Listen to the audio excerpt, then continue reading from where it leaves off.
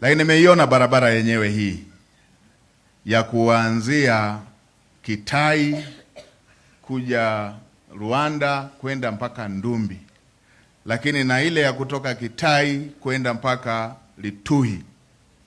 Mhashamu Baba Askofu, barabara ya kutoka Kitai mpaka Rwanda, mkandarasi alishalipwa fedha yake ya kutekeleza, na kama ambavyo wananchi wameweza kuona, ni dhahiri kwamba spidi ya ujenzi hairidhishi.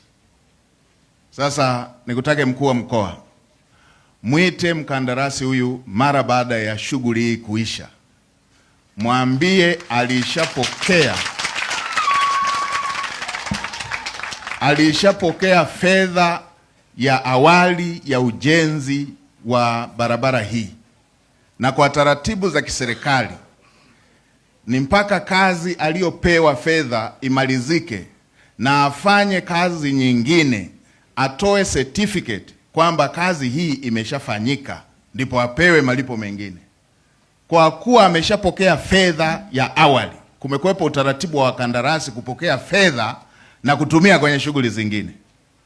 Sasa mwelekeze kwamba fedha alishapokea, afanye kazi ionekane na aendelee na kazi kwa kasi inayotakiwa. Kama amepokea fedha na ameanza kutumia katika maeneo mengine ama kuzurura kwingine, kamata pasipoti yake, asitoke mpaka hii kazi ikamilike na wananchi waione.